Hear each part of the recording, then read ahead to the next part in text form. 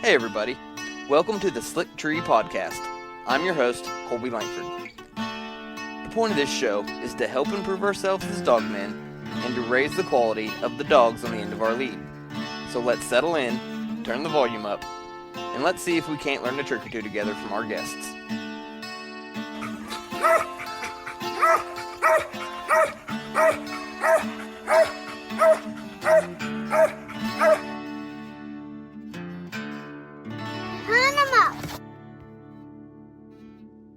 Hey everybody, you are listening to the Slick Tree Podcast. I'm your host, Colby Langford, and today we are sitting here at the LBK cabin.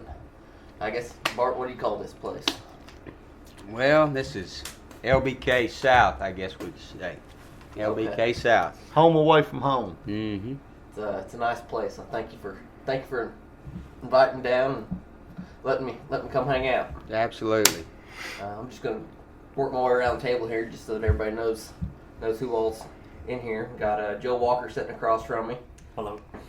And then Mike Rush next Hello. to him. And got Gary Mitchell over on the other side of the table from me. Hello. And Chris Spruell. That's right. Then Bart Williams sitting next to me. Hey, how are y'all? Then we got Blake Jones over there hiding on the couch. That's right. We'll get him in here in a Hi, minute. Blake. Yeah. Well, I didn't plan a whole lot about what we're going to talk about. I know there's about as much dog knowledge in this room as I've ever been around, so I figured something probably come up to talk about. But Well, tell them how it started, really. Everybody wants to know where LBK stands for. It's Lost Bottoms Kennel, but Gary and Joe can tell you how that came about. Well, there used to be an old road that dead end, and it was some really nice woods. And back in the day, Gary and I'd end up down there late in the season and always have good hunts, and it would just like save the season nearly when things would get rough late. And somehow we just always ended up hunting off down there and come up with that name. Yeah, on the Garmin maps it showed Lost Bottoms is what it was called, and we finally figured out we needed a kennel name. Everybody else had kennel names around, so we come up with Lost Bottoms off that map because we always hunted that area. So that, my wife lived right up above the hill before she was my wife, so that's a good reason for me to hang out there too. So. That's right. That's right. about when was that? Oh lordy, that's 90? No, not 90s. Now you're counting back to Pete. Oh yeah, if we went on back to Pete, that would be That on was back probably there. 93, 4. Yeah, we come up with Lost Bottoms when Chomp and Buckeye started, so that was on up. well, they about 16 years ago now. Mm-hmm. Yeah, Yep. so about 16 years ago. Maybe a couple more. Yeah, about 2009 or 10, something like that. About right. Yeah. The big part of that was that road. I was in a deer club that had access to a certain amount of it, and Gary's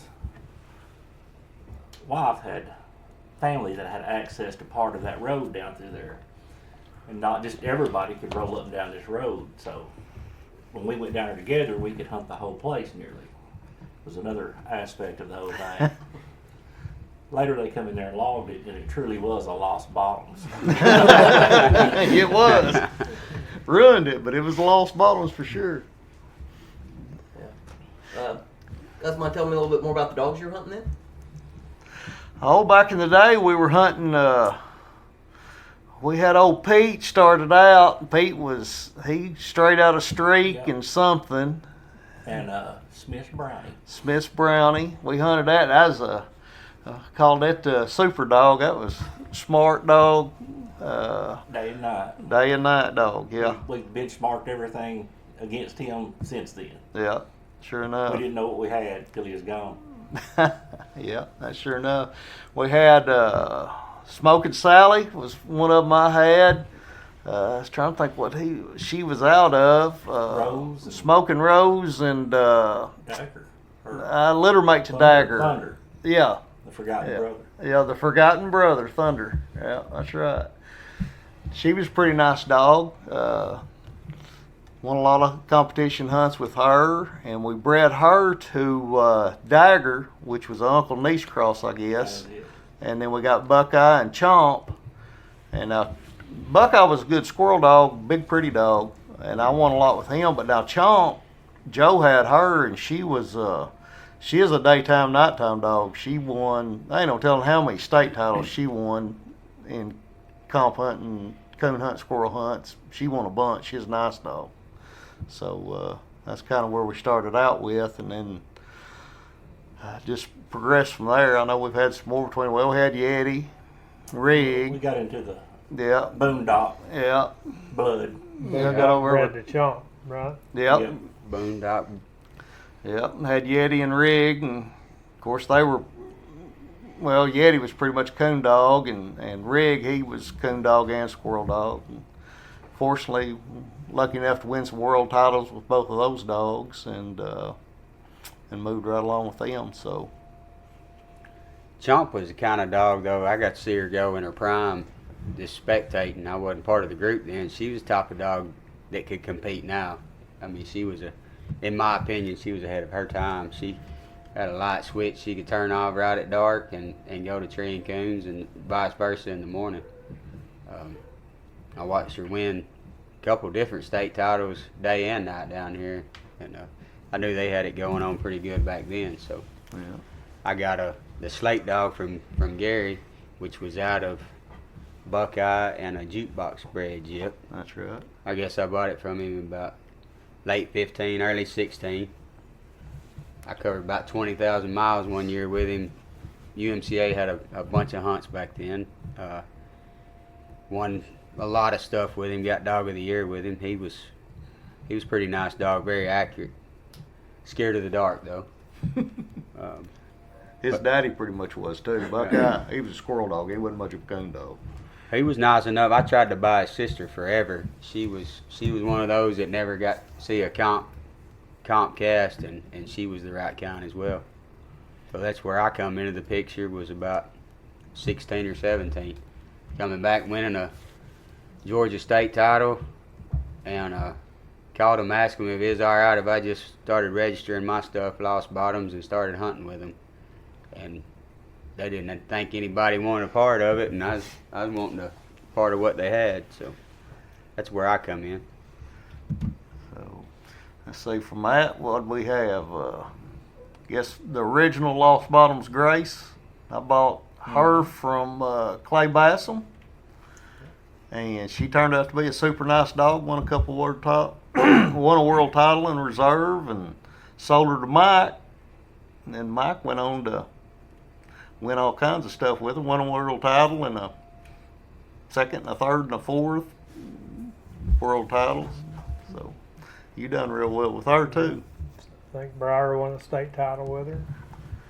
Yeah. 8 or 10 NSD hunts. My boy won with her. And then he come up with the bright idea to go breed her, which was the Magical Cross. Yep. Had three world titles out of 4 puppies, and the other one was a squirrel dog. Had Murdered Out, which Mike had, was what did he win? 2 world hunts? Yep. 2 worlds and I think a state title in his short little life. That's right, he passed away early. No. And then Grace, which y'all are still hunting. I guess Adam's got her right now. Yep. Hunting her. She's as fine as they come as for females around. Grace Jr. Grace Jr. Yeah. That's right. That's right. I like her. Hey, I might be wrong. She won a world title. No. No. She's a few points away from Hall of Fame. Yeah, like 55, I think. Yeah. And then the other one out of that cross was Spike, and he's been plugging along, doing good. I really enjoyed having him. Pretty much everybody in LBK's hunted him as much as I have, so he's turned out to be a real nice dog. He's the one that everybody's always loved to hate. Crackhead, got a nickname early. Somehow finds a way to pull it out of his hat all the time. He's not everybody's type of dog. At times I wanted to kill him, but everybody in here, I believe's hunted him as much as the other. He's almost a carbon copy of his mother at times. I do believe, though, he is better. His pinpoint accuracy is what gets me. He can win the squirrel, and matter of fact, when you won the nationals up there with him, the all breed nationals, he went something stupid like 21 for 23 or 4 or something like that. It was, and Tom Smith was judging him. He said, he's trying to be too right. He's about to drift himself out of the search area, Gary. And He's winning the squirrel. He'd have to stand there and wait for the 2 minutes, and you already go ahead and plus him up because we'd already have the squirrel. And Tom was giving Gary a hard time. It was comical watching him make him sweat a little bit. But we've been blessed to have some nice dogs, that's for sure.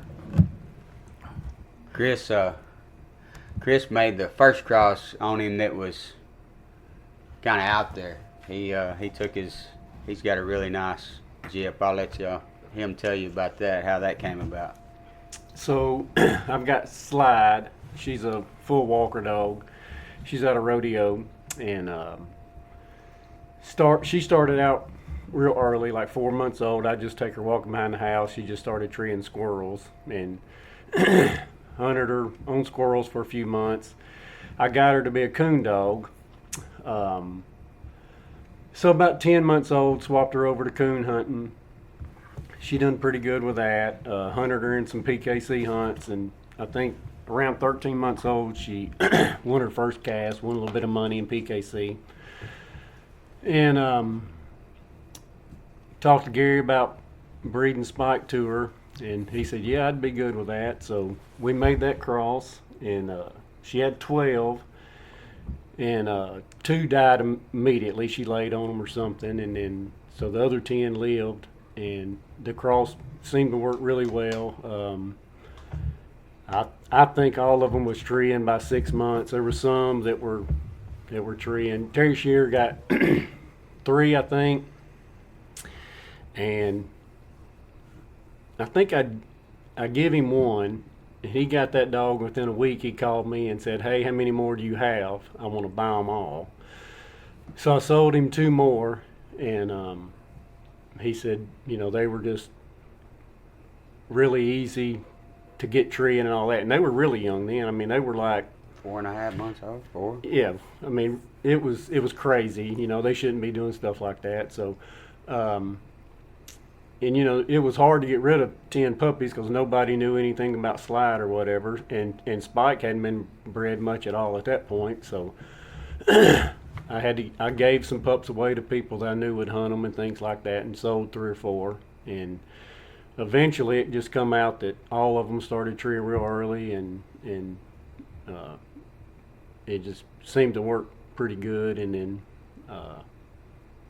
it just took off from there. And I think several of them sold for, I think 3 or 4 sold for pretty good money. And then some people that don't comp hunts got some, but they are all doing pretty good. So I've got 1, Bart's got 1. Anybody else? Mark Green. Mark Green's got 1.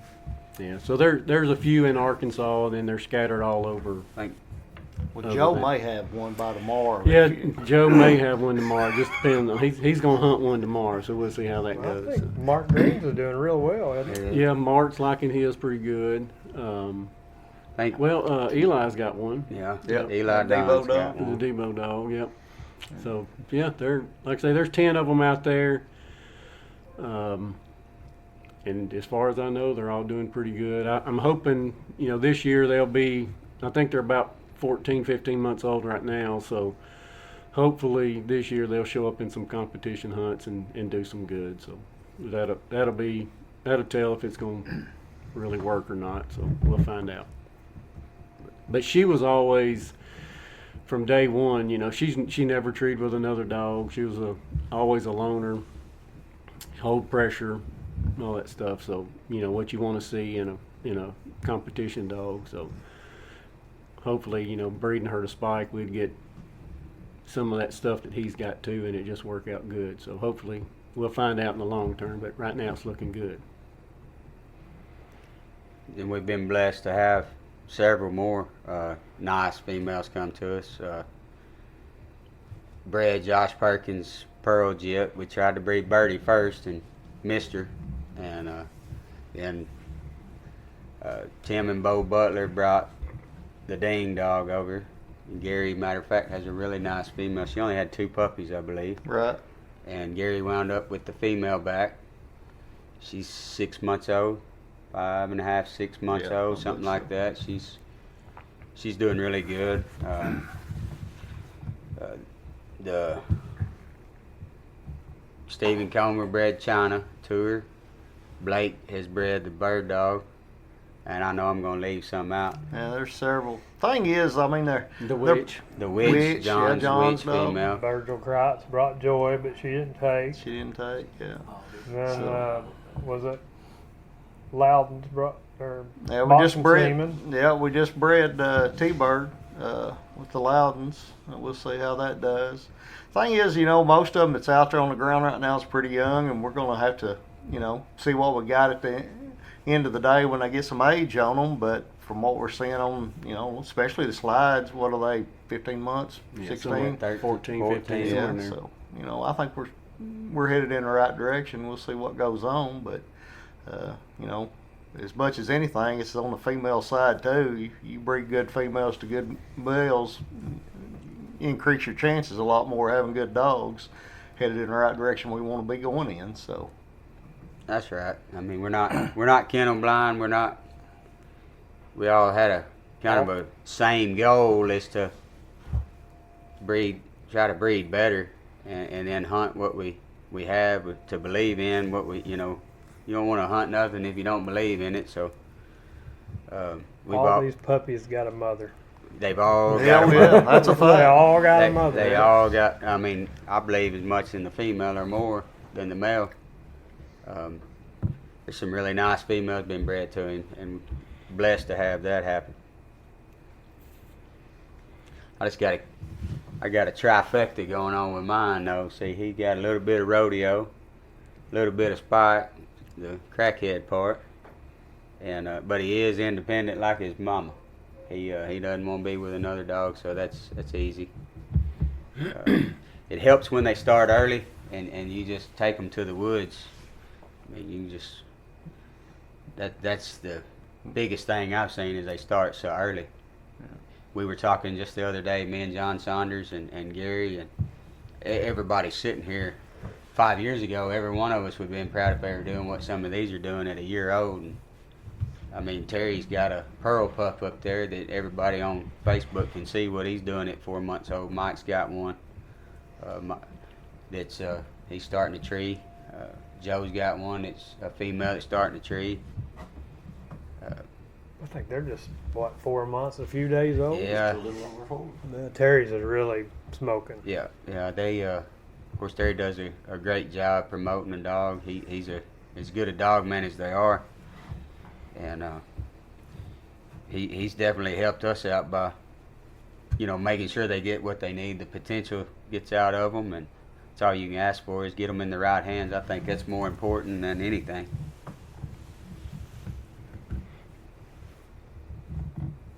Questions? I forgot I was in here. This is Joe Walker. He's now doing the podcast. Continue on, Joe. All right, so I had a question. So how close do y'all live together? It seems like you hunt together quite a bit. Is there much traveling involved in that? Well, There is. Joe and Bart and myself, we all live right there close to each other in the same town. Mike, he's over in East Arkansas West Arkansas. or West I'm Arkansas. 2 excuse me. hours from them. Yeah. I'm And- 3 hours from them. Yeah. And Chris, he's south of us a little ways, hour and a half or so right now. So, Dee and I live an hour from each other. yeah. But the good thing is, so, we're in Bisco right now. So, in Gary and them's got a place in DeVos Bluff, and Bart and I's got a place in Bisco. So, when hunting's right this time of year, we're over here quite a bit, and we're all within just a couple of miles of each other. So we can hunt a lot, like we're setting up for competition hunts and things like that. And when you're hunting the young dogs, we may not hunt them like competition hunts, but like tomorrow, we're gonna hunt in a competition hunt, and Joe's old and he can't hear anymore, so he doesn't competition hunt. So he's gonna take some of our young dogs and go hunt those while we go hunt in the comp hunt. So Everybody's got a place. yeah. So yeah, it's like this morning when we went out. We had Sugar Free and Spike and Bart's Red Dog, and we kind of set it up like a comp hunt and worked on dogs and trained, and then moved on to pups. Hunting something different. A lot of people doesn't realize how important that is. It is, and several people don't have that opportunity. I've talked to Donnie McCurdy and guys that's well-known dog men that's got as nice of stuff, probably nicer than what we hunt every day. They had the same opportunity we have. I think a lot of people fight against each other more than try to help them, and that's how Blake. I've invited him over a few times. I mean, if other people's working and he's off, he doesn't have anybody to hunt with, come over and hunt. I talked to you a few months ago, come over and hunt with us. It's hard for you to work on your dog by yourself. It is. It's very hard. And there's not much of it around. Yeah. No. Yeah. Our pleasure hunt is a comp hunt. Yeah. That's how And we do keep score. Absolutely. Absolutely. And Gary will cut loose one more time just to one up you. Hey, there's always a minute left in the hunt. If I'm behind, I get to cut loose one more Now time. the morning that Slide, I was hunting Ace then. I forgot about Ace. I'd bought that dog back. We're hunting Ace and Spike, getting them ready for a comp hunt, going out of town. Slide was 5.5 months old. He's like, y'all care if I tag along? No, come on. I left my dog tree for 45 minutes one morning and started shooting squirrels to her because she was just staying split tree from them. And I was like, She had never hunted with another dog, ever. so we wasn't sure how that was going to go, and I didn't want to mess up their thing. And they're like, "No, come on!" And we turned her loose. And the first couple minutes, she didn't know what to do, and then after that, she just rolled in there and started treeing squirrels, and was split tree from Ace and Spike at 5-6 months old. And I thought, okay, well, this is we knew we had something there. Yeah. this is what we like to see right here. So I think we killed 3 or 4 squirrels to her before we quit, and Gary did throw in the towel that day. There was not enough 1 minutes left. Oh, come on. And A lot of our hunts start out together, but they don't end up No, together. no. We don't see each other most of the morning. yeah. there's been several times where the individuals at the table, as they pull up to the truck, as you walk back very deep and lonely in there, that just cut him loose one more time, Bart. We'll come pick you up. And that's never a good idea. So if you're ready to quit and you're ever down here and they say just one more time, Don't do it. don't do it. And people used to make fun of me. I've proven that lacrosse agility boots are tough. I put like 380 miles on them and quit counting. And Gary couldn't figure out. He's like, "Man, why are you wearing those hip boots? It's dry." And I said, "He will find water somewhere." Ace would find water. Now he would find a squirrel in the middle of the day somewhere. But he was good to me. Justin and Tori's got him now, and he's just a few points from Hall of Fame. So Now, doesn't Justin? Doesn't he have Grace, the original Grace He too? does. He does. He They still- does. They got her in the house, and she's they love all over her. she's the house dog now. Yeah, She got a good retirement home. that's good. I couldn't be more happy that they ended up with her. Oh, and yeah. Take good care of her. Now he bred her. His what was it, Solo? He bred the Ace, I and think those. so. He's got several of those pups that are starting nice, very nice young dogs. He's got a good program going there too. So these we've met a lot of good people through all this. Good people out there that's supported us, and we're appreciative of that. I'd like to see them Ace get bred more. I think he has something to offer the Kurdoff. I do. Breed He had myself. a lot of mouth, a lot of motor. He had a lot of heart. I put that. I mean, I won Oklahoma Dog of the Year with him, Arkansas. Wound up in finals, LMC, World Hunt. He was always good to me. I may have pushed him a little too hard, too young, but he had as much heart as any dog I've ever been behind. I referred a guy the other day called me. That was kind of in that area, and I told him to get in touch with Justin about breeding days. I think he needs to be bred more for sure. Yeah. Blake and Bird Dog drew out our first hunt over here, and I didn't hunt anything, and I knew I was going to go with whoever had a 2-dog cast to judge and guide, and I tried to get them to redraw again because I really didn't want to go with either one of those dogs, but it wound up being good. They both treat squirrels. Matter of fact, they went overtime, and Bird got in there and got hooked up, and Ace went to find a squirrel, and he didn't get treed. And it worked out in Blake's favor that day. Blake wound up winning the whole hunt, so his little jip's looking good too. But it's been a blessing to follow a lot of these good dogs that we've got to follow. To back you up just a little bit, talk about when you had Spike in there treated for 45 minutes and you were running around shooting squirrels out to a pup. A lot of people wouldn't probably think, like, you're training both dogs in that scenario, Right? That because both of them are having to hold different types of pressure on that, which is hard to do that, like we said, when you don't have that. That's right. People to hunt with available with the right kind of dogs. When Gary went and handled Spike, see, and We was afraid he was going to leave, so I had to hurry up and run over and tie him up. no, he run over there to plus his dog. squirrel. A lot of these competition dogs will hold dog pressure, but not a lot of gun pressure. Right. There's a lot that will not hold it. And that's what we did this morning. I hunted. I did spend a good bit of time up this early summer with John and his dad, and took Red up there traveling with him, and I hunted him with Witch, and I hunted him with Boone. John's dad has a nice young Walker female, and I had never got to hunt him with nothing like that. Just a drop or two, and today was the first. I've hunted him with the Bird Dog. I've hunted him with about everything here in the room, and today was like the first time I ever set him up for a cast scenario with 2 dogs that'll go get treed and have a squirrel, and both of those dogs got treed pretty quick. He never paid them no mind, so that was the first time that he had been in a cast scenario, and he done fine. We quit on a good note. They went back to the truck. I continued hunting, and Chris went and cut his young dog loose. So it is a good tool to have buddies that can help you. How much, whenever you guys are hunting, and does it change throughout the year? How much time are you trying to kill squirrels out to dogs versus just working dogs, and kind of where does that line start to go from one to another? Well, for me, I'm not worried about killing squirrels to sugar free at all.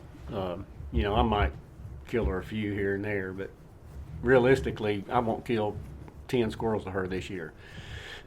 Now that pup, he's young, and I'd like to each trip shoot a squirrel to him if I can.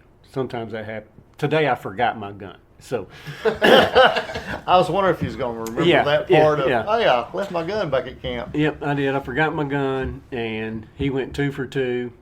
We had a cloudy day today, so the thermal was working real good, so saw both his squirrels and didn't kill any of them. So I was pretty proud of myself about that. So.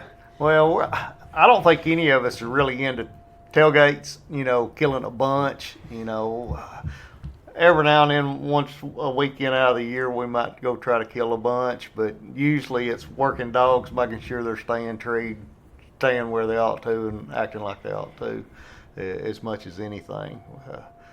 Getting a tailgate full of squirrels is kind of last on the list. I don't think our hunting, when you tell people you're going squirrel hunting with dogs, they're like, oh, let me go with you.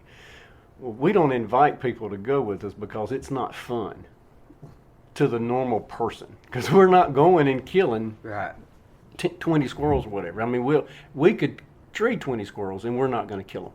That's just not what we do. So, it's just not every time we go out, it's training our dogs. Period. That's it. We Killing all, the right squirrels. that's Yeah. right. We believe more in quality instead of quantity. Yeah. I slipped around in there on Red today.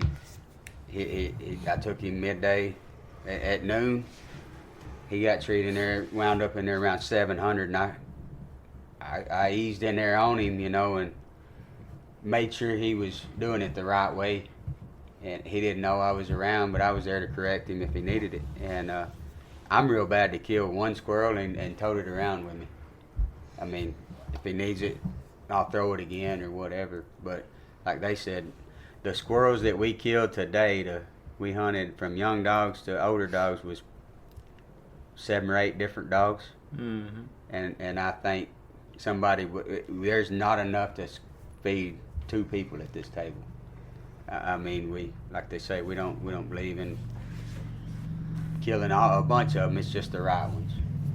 Besides, Joe don't like skinning a bunch of squirrels. That's working for him. He Is that keeps right? he keeps a sharp knife though. So tell me more about the right squirrel versus what's the wrong squirrel.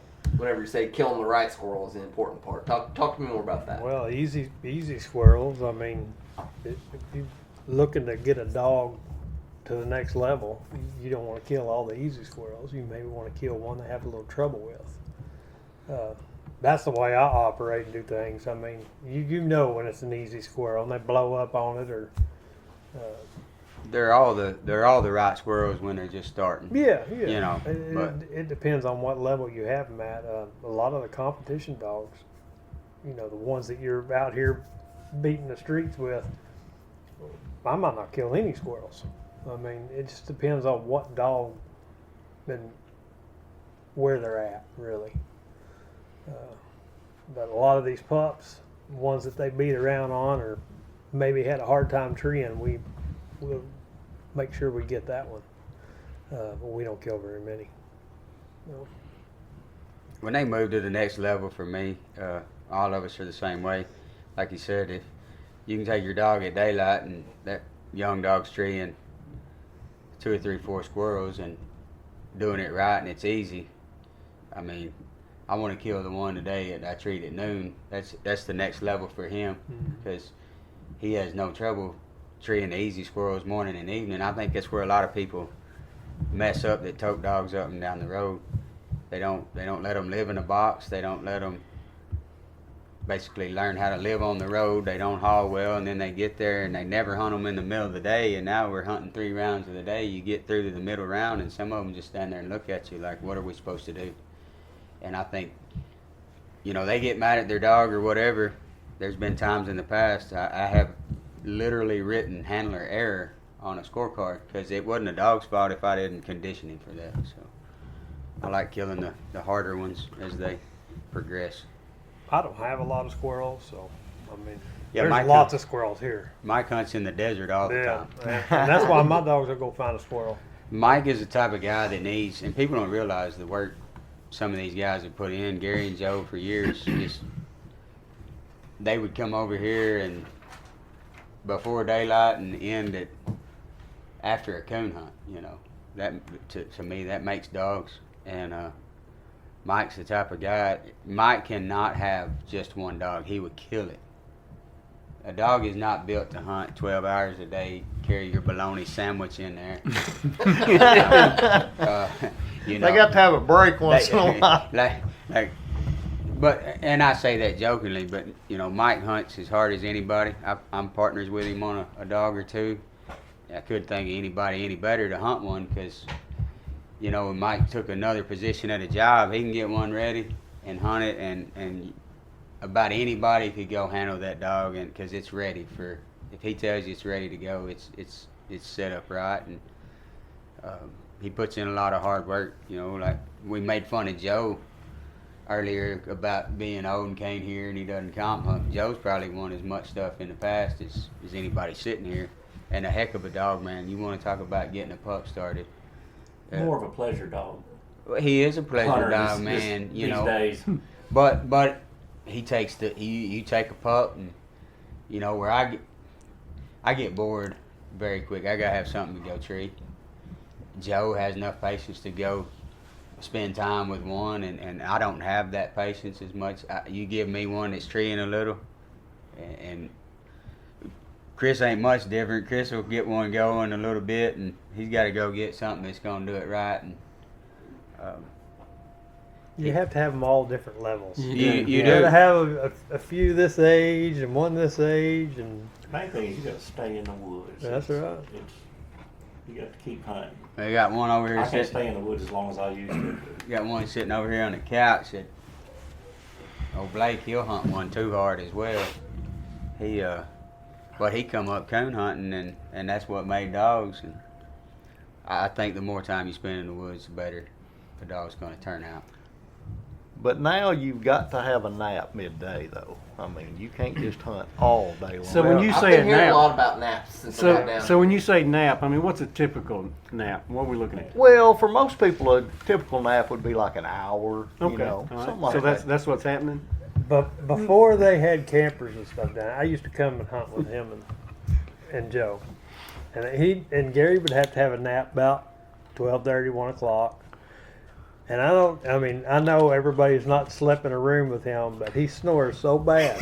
There ain't In a nobody truck. napping. In a truck. You cannot nap in a truck with Gary. I mean, it's just not happening. I wanted to close my eyes and go to sleep, but it just didn't happen. So to clarify, Some me- people in here take longer naps. well, I wasn't going to talk. I was just going to say, me and Chris did not take a nap today. We hunted dogs at noon today. We hunted dogs at noon today, and we received a text that had the "Do Not Disturb" sign on it, and so we knew what that meant. And but then everybody got up this evening, and went and hunted again. Speaking of the truck and stuff, I got to tell a funny on Gary. His brother-in-law, Gary was hunting out north of where we live, and his brother-in-law come along one day, and he said, "I think that's Gary's truck." And he pulled up beside it, and he said, "Bart, I literally honked the horn and everything like that, and he didn't move." And Steve's a funny guy anyway, and he said, "I didn't really know what to do. That's my brother-in-law, and I didn't know how to call my sister and tell him I thought he was dead." He said, "So I just figured I'd go on down the road, and if his truck's still there and he was there when I come back, I'd try to wake him up." And he said he didn't know what to do, but he was gone Too when he scared got to come back. up there and knock on the window, afraid I was laying there dead. Yeah. I was just taking a nap. He took him a little low power nap and went back to hunting. But we have a good time. That's the main thing. I don't even deer hunt anymore because of it. My wife has to feed us, so. Of course, Mike, he's a big bear hunter. He knows all about killing bear. Well, not much. That's the only other thing I like to do besides squirrel hunt. Did you kill a bear this year? I did not. Didn't? I did not. We seen 2. It was pretty rough this year. I actually had a shot at about a 375 pounder. Wouldn't never come in. Got hung up in some thick stuff. It was getting dark, and I went ahead and shot through a hole that wasn't quite as big as You thought what it I was. thought it was. No, and it was a good bear. It just hung up. Just wouldn't come in. Yeah, but y'all have killed a lot of nice ones, hadn't you? This is the first year we've had a dry year, and since I've been doing it, I guess. It's a lot of acorns this year. Oh yeah. I mean, we had bears. I mean, no doubt about it. My boy passed up one, but it's just one of them years. Yeah, but It's bad. when you killed one as big as Briar did, Yeah. 550 pounder Yeah. field dressed, you Yeah. know. Yeah, we've It's, been fortunate to. It's all about having the right piece of property, and that's So- what it is. And I want to tell you something about where his piece of property is. It's north of Ozark, and of course D hunts in a lot of the same stuff too. It's rough when the lines touch on the Garmin and it's zoomed in to like 100 yards, and then you zoom into 60 and they're still nearly touching. That's steep.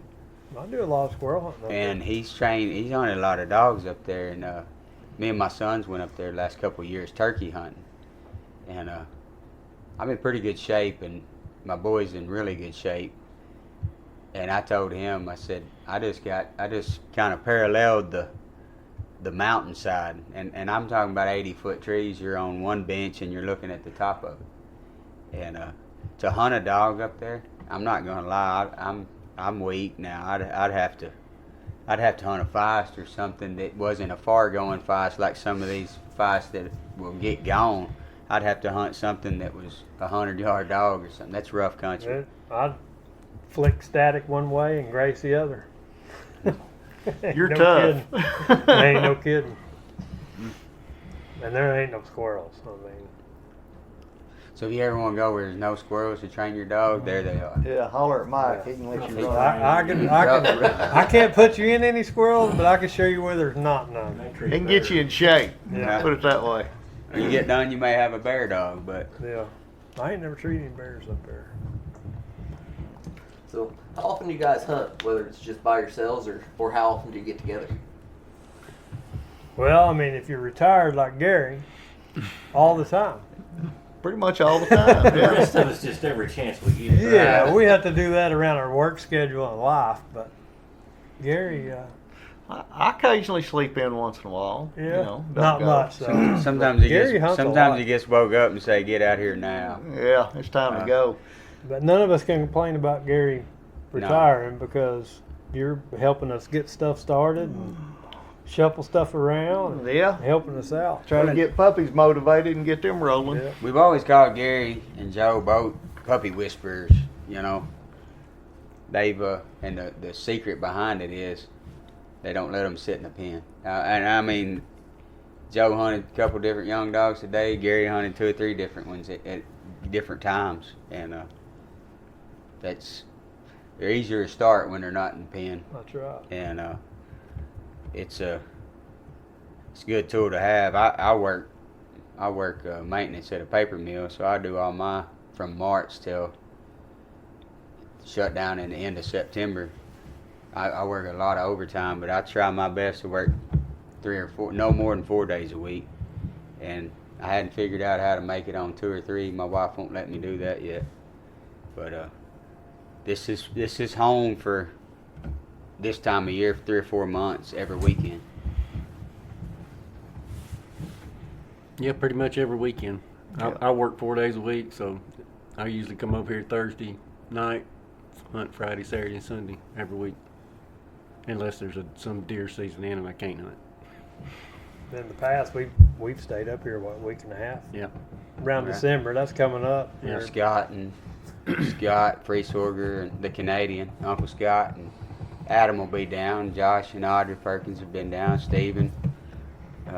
We've had several here over. We have a state hunt and big time. Last year we had pro hunt, I guess, on a Friday. This year we've got a $100 shootout on a Friday, then roll right into the state hunt. And I try to get my stuff out of the way earlier in the year so we can hit other world hunts and travel if we want to, or if we don't want to, we'll just stay here and hunt. You guys got a lot of public. It seems like right here handy. It's any direction you want to go. lot It of is state amazing. land and federal land both. Yeah, within 30 minutes of here, you've got 3 public land locations that are, at least, 10,000 acres, something like that. You got Wattensaw's, 8,000 maybe? No, Wattensaw's like 20. 10,000. Right. Dagmar's smaller, I think. And then you got Cache River. And then not too far, probably 40 minutes, you've got White River Refuge. So, But think about all the core land on the rivers. yeah. Right. I mean, it's just Yeah. all up and down the rivers. Yep. And sometimes of the year we try to be as respectful as we can to deer hunters. There's a truck parked somewhere, we'll roll on down the road.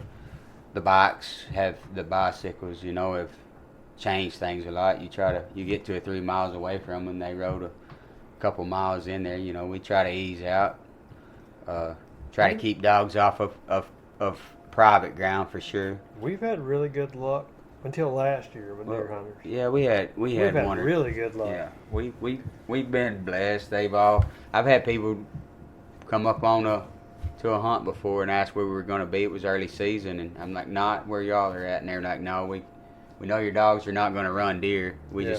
just hadn't been able to see anything out of their beds. So those were very understanding deer hunters, but we try our best to stay away from everybody. But it is public hunting, so I guess if I had 10,000 acres of private, I could purple paint it and keep all the deer hunters off my dog hunting land, you know. But none of us have that. Sir. I want to say that, you know, I want to thank all these guys in here. Most of all, I run with a group of guys I consider like my brothers, and I ain't trying to get sentimental or nothing, but at least I don't have, my wife won't have to hire 6 people to tote me when I die someday. But I'm surrounded by Christian men, good men. Their word means something to them. Everywhere we go, we try to be fair with everybody. Try to be honest, and that's the best a person can do. But these guys, words still mean something to them. If they say they're going to do it, they're going to do it. They helped me build this place. Couldn't have done it without them. Couldn't afford to pay somebody to do it. Lord, give me enough knowledge to do it, and good friends to help. And about every one of them's got their bed for that reason. Of course, Gary and Joe, they go back across the river over there. They don't want to associate with us past bedtime. To the old folks home. Retirement home over there. A little quieter But, over there, isn't it? Lights go out sooner. A lot of Western Channel playing over there. Yeah, a lot of grit channel. But it's a, you know, like Blake sitting over here. I mean, there's so many, the Perkins, all of them.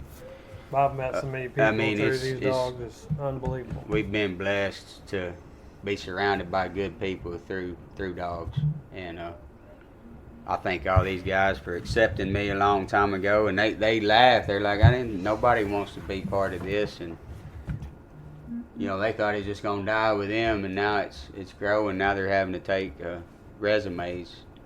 Yeah, we got young ones like Eli coming Yeah. on now. Now Eli's in. I mean, I know I've said this on a podcast before, but everybody on the cast agreed that he could handle Spike, and why he would decide to jump into White River at flood stage, I have no idea, but it happened.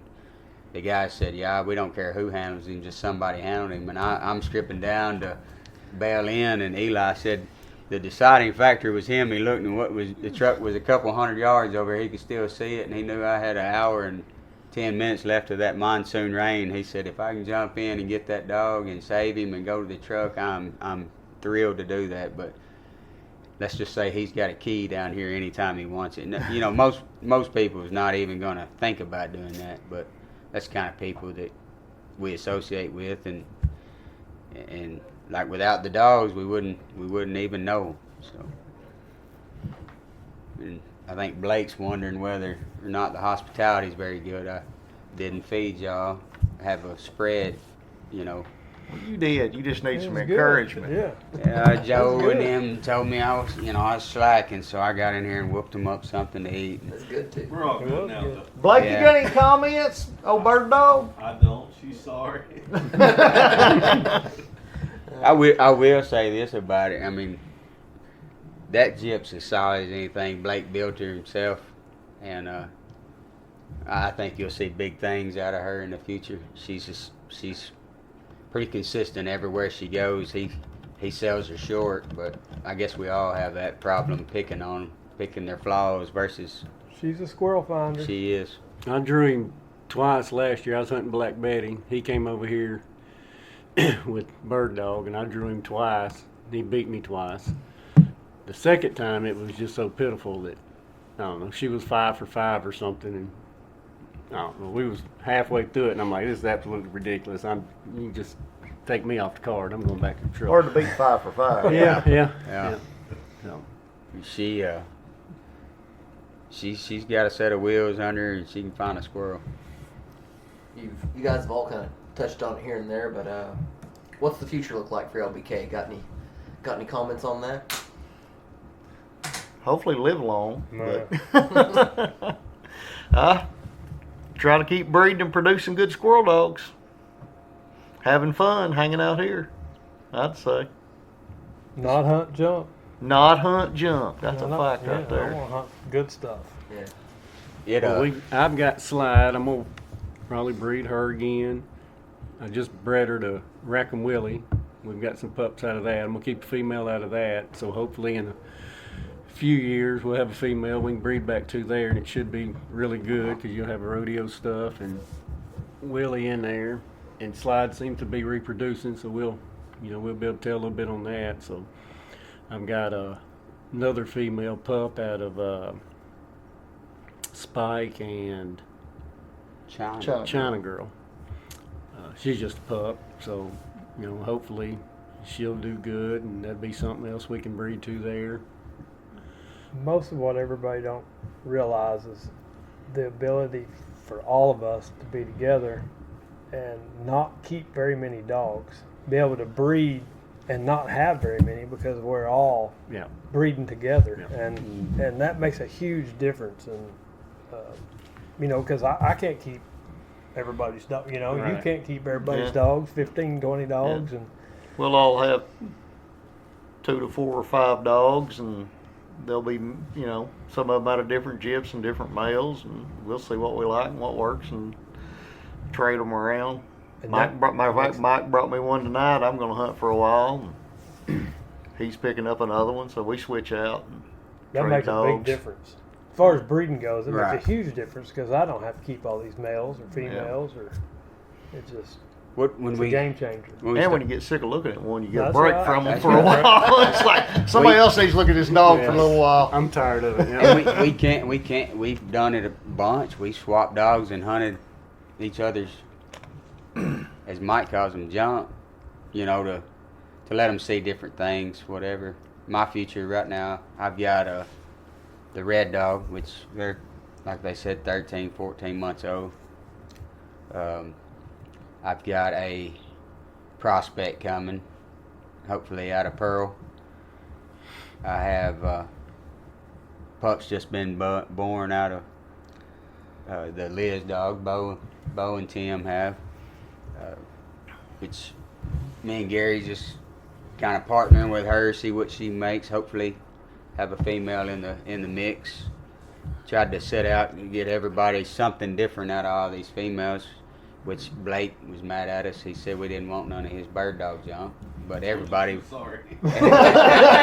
everybody was full. But it wound up. Mr. Terry needed another young dog, and I got a hold of Blake, and Blakey kept 2, so he sent one to Terry, and those pups are 3 months old maybe. Yeah, 13 weeks, I think. 13 weeks. So, kind of the future of our stuff is based on all of our young dogs. Yeah. And I've got a Spike and Ding Ding, about 6 months old. That Hayes Gyp, she's coming along pretty nice, young. Likes a tree. She's a good tree dog. And what, Joe, yours is This is a Pearl female. Pearl. A little 4 months. Yeah. I got a Pearl and Spike, a Hey. Witch and Spike. Mike's got the last Witch Spike male. She had two males. Gary's got killed real young, and then Terry let us get the other one back. And, Yeah, accident. I didn't shoot him because he's No, an idiot. no, He got he- accident. he got got run over. He got ran over, hitting another young dog You at need the to tell same 'em time what they got run over with. by a train. Gary's lived there 35 years. I think the train swerved. I really do. I ain't know. I've what. lost them every way, but never I've by never- train. Never. And you've been there 35 years, Something like that. Yeah. and the train track's a couple hundred yards from his house, and so clearly they're not scared of nothing. But in a fluke deal, Mr. Terry let us get that one back. Mike is gonna take ownership of it and come on with it. John's had it up there for a little bit, and we've got them scattered out everywhere. So our futures will either look really smart about a year from now or look really dumb. We're gonna sink or swim. Yeah. There you go. But if you don't hunt, I mean, if we don't hunt what we've been several years in the making and thinking of, I mean, who are you if you're not going to believe in what you produce? So, me and Mike's been wanting to go off the dark side for a long time. Chris was already there, and Gary and Joe still going to breed. They're holding out. Well, they got to breed the LMC stuff to make that part of it work. I think you got to have the right. We got a little everything going on. Right stuff to make it. I've started over so many times.